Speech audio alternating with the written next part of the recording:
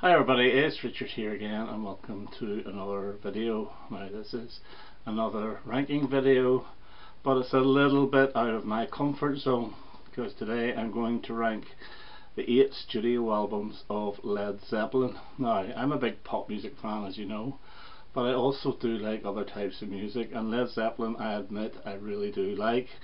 Now I got into Led Zeppelin very late on. It was about 6 or 7 years ago I decided to buy a load of their CDs because they only cost about £1.50 or £2 each. So I bought the full catalogue and I played them a couple of times and I quite enjoyed them. I thought, yeah, they're very good. But whenever I got into vinyl, I always thought that Led Zeppelin were the sort of band that you really do need to have on vinyl. So I started picking up their albums, new reissues on vinyl. Not all at once, over a period of about 4 years or so. I would get a couple for Christmas. I often tended to buy one if I went to the record shop and there was nothing else I wanted there and then, so I'd pick up a Led Zeppelin album that I didn't have. And I played them a couple of times, but I never really did a deep dive into them until the past 2 weeks. Allan Joyce, who a friend on Facebook, and he also comments in these videos, asked if I would do a Led Zeppelin ranking, so this one's for you, Alan. And I really did a deep dive over 2 weeks, going to and from work, and even during my break times from work. All I was listening to was Led Zeppelin. Now, to give Led Zeppelin their credit, they had 8 #1 albums in a row from 1969 to 1979, and there's no other band that actually did that around that time, apart from one, and I can't remember who it was actually. Who was it now? Anyway, so these are my 8 albums ranked. I'm not going to include Coda from 1982 because I believe that was actually a compilation album after they split up, and obviously after John Bonham had died. So counting down from number 8 to number 1, I will say I do like all these albums, you know, obviously some more than others. At worst they're decent, at best they're brilliant. So coming in at number 8 for me is Presence from 1976. This starts off brilliantly with Achilles' Last Stand, one of their best ever songs, and it ends really well with Tea for One, which is one of those slow burning bluesy numbers which they have a habit of doing a lot of, which I actually quite like, even though I'm not a blues fan. I don't mind those type of songs, but it's what's in the middle is not great, and I think it sounds a little bit stale. Nobody's Fault But Mine is not bad, but things like For Your Life, Royal Orleans and Candy Store Rock to me are they're not great. They are a little bit stale and uninspired. So yeah, this gets my number 8. Still not a bad album though. And at my number 7, and this is from 1969, and it's their debut album. It's simply called Led Zeppelin. Yeah, this is another good album. Again, it can get quite bluesy, and 4 of the 9 tracks are actually cover versions. The song You Shook Me is too bluesy for me. I just don't like it. It's a Willie Dixon song. But the other Willie Dixon song, which is I Can't Quit You Babe, is again one of those slow burning numbers which I really do like. The best song off here by a mile is the cover version of Dazed and Confused. And Good Times Bad Times, great song, great opener. But it seems to end far too quickly, far too sharply in the middle of a verse. It sounds weird. Communication Breakdown's pretty good, and Your Time Is Gonna Come is their most 60s sounding song off this, and I think this is their most 60s sounding album, but it's still a decent album, and it gets my number 7. At number 6, and it's Led Zeppelin III. Now this is their most acoustic album, and it starts off, you know, with the Immigrant Song, which I do like. Funny enough, The Sweet actually copied the riff of that for their song Burnin', which was the B-side of Hellraiser in '73. So it starts off really well, but again it is extremely acoustic. The best rocker off this for me is actually Out on the Tiles. I think it's really good. But then you get nice little acoustic numbers like Tangerine, which is gorgeous, and if I can get this right, Brony or Stump, I don't know if that's how you pronounce it, but it's not a bad folky type song. So this is their folky type album. Since I've Been Loving You is another great slow burning number, but overall a really good album. The only song I really do not like off this at all is Hats Off to Roy Harper, the very last song, but still very good album, and that's my number 6. At number 5, and it's Led Zeppelin II. Now this opens up with one of the most famous songs ever, Whole Lotta Love. Now I will admit I do prefer CCS's version because it's the one I'm used to. It was the Top of the Pops theme. I absolutely love it, but I do like this as well, and I also like the wee psychedelic bit it goes into in the middle. I think it's quite good. The Lemon song off this I think is very good musically, but the words, some of them in particular, just make me go ooh. But yeah, it's a really excellent song. It's just I wish he had been a little bit more subtle with his words. Ramble On's great rocker, and I really do love Loving Maid, which I think is a really good sort of funky type number. My favourite 2 songs off this though are What Should Never Be, and then the more sort of laid back Thank You. So side 1 of this is really good, side 2 not as great. Heartbreaker, decent song, bit plotty at the start, but improves as it goes on, and Led Zeppelin II from '69 is my number 5.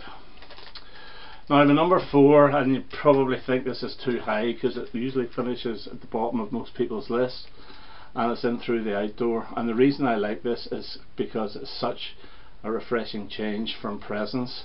This doesn't even sound like a Led Zeppelin album. It starts off with In the Evening, which is a decent enough rocker, and then you get the brilliant Southbound Suarez. Now the thing about this song, this annoyed me for about 3.5 hours after I heard it again. I thought, this sounds like something else. What does it sound like? And it's almost a carbon copy musically, well the verses anyway, of Elton John's Yell Help from his Rock of the Westies album. It's a really good song. And then you get Full in the Rain, which is a nice song. Hot Dog, which is like a tribute to Elvis, which I think is really good as well. And then Carousel Ambra is weird, but I really do like it. It is so full of synth. Rather than guitars, this is like their synth keyboard album. I think it works really well. All My Love's a nice song, and then I'm Gonna Crawl is one of those bluesy numbers, but without the guitar, this time with the synth, the keyboards, and dare I say it, it almost sounds like a big power ballad, but it's really good. So I really do enjoy this album from '79, and it's in Through the Outdoor. So getting into the top 3, my number 3 is the double album Physical Graffiti from 1975. The first LP I think is better than the second. It starts off brilliantly with Custard Pie and The Rover, and then In My Time of Dying, another one of those bluesy slow burning songs, which it picks up a good bit. House of the Holy, great song as well. Trampled Underfoot is really funky, really cool number. And then Kashmir is one that I struggled with at the start. I thought it was far too plotty. I found it hard to get past 2.5 minutes of it, but I'm glad I did because it does change, and again it's the keyboards in it that really make it as the song goes on, and it is really good. Side 2 not quite as good, although I do like In the Light, especially the guitar near the end of it. Down by the Seaside, the only thing that annoys me about this is he sounds like Neil Young on it, and it just does sound like a Neil Young song. It's a good song, but too much like Neil Young for me. And then the very acoustic Brony R, is that how you pronounce it again? I'm not sure. Is beautiful. But yeah, a really good album, and I also love the wee Boogie with Stu, which is Ian Stewart playing away on the boogie piano. So it's a varied album. Disc 1 is better than side 2, but overall it's my 3rd favourite Led Zeppelin album. So number 2, and this would probably, if I hadn't have gone through listening to all this for 2 weeks, would probably be my number 1, but now it's my number 2, and it's their 4th album, which is untitled, or some people call it Four Symbols. I always just refer to it as Led Zeppelin IV, even though that's not the name. I still always call it Led Zeppelin IV. Side 1's brilliant. Starting off with Black Dog, brilliant. Love the stop start in that. Is reminiscent a bit of Fleetwood Mac's Oh Well, but it's more metallic than Oh Well. And then the second song, Rock and Roll. Can you get a better intro to a rock and roll song? I don't know. I think it's fantastic. Although after about 2.5 minutes I do get a bit fed up with it, but still, brilliant song. And then you get the gorgeous The Battle of Evermore, which is very pastoral, but it works so well. And then the big highlight is Stairway to Heaven. Now a lot of people are fed up with it and have overheard it.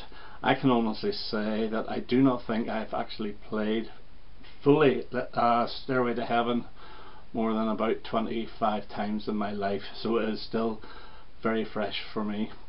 Side 2, not quite as good. I do like Misty Mountain Hop. I like the vocal delivery of it. 4 Sticks, not great. Going to California is a really good acoustic number. Not my favourite of their acoustic songs. And the highlight of side 2 is When the Levee Breaks. So it is a classic album. It is brilliant, but it just fails to get my number 1 just short.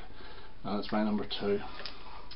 And my number 1, and it's the only one that is not a brand new reissue. This is actually second hand or pre-loved, and it's Houses of the Holy from 1973. I love this. This is really good. This is so many different styles of music. I have now actually comparing this with the Rolling Stones' Goat's Head Soup, which to me is their album of various different styles. This starts off with the brilliant The Song Remains the Same, which I think is my favourite opener to any Led Zeppelin album. Then the very atmospheric Rain song, which is gorgeous. I love Robert Plant's slightly deeper, lower register vocals. The acoustic guitar is great, and then the strings really do make it. Led Zeppelin never did singles, but if they were, they had a top 10 single on this album without a shadow of a doubt, with Over the Hills and Far Away. For me, in 1973, would have definitely hit top 10 along with all those other glam songs. The Crunge, which I'm sure splits a lot of opinion, I really do like it. It's like Led Zeppelin do James Brown. I think it's really cool. It's really great fun. And then Jamaica, which is another one I think would have split opinion. I think it's great. I know it's very loose reggae, but I think it's really good fun. I really do enjoy it. I've always enjoyed that song. No Quarter is the one, again, very atmospheric and has shades of Pink Floyd throughout it as well. It's just a really solid album, and it finishes off with The Ocean, which is a decent enough song. So for me, Houses of the Holy is their best album, and again it's from 1973, same year as the Stones' Goat's Head Soup, and it's also my favourite year for music. And the cover is taken from the Giant's Causeway, which is about 16 miles from my house, so it's actually a local cover. So that's my ranking of the Led Zeppelin albums, all 8 of them. If I was to put Coda in there, it would probably be 9th, but I'm not quite as familiar with it. I don't have it on vinyl, although I do on CD. Okay, I hope you enjoyed that. It was something different from me rather than the pop music, and I hope to have another video quite soon. All the best now. Bye bye.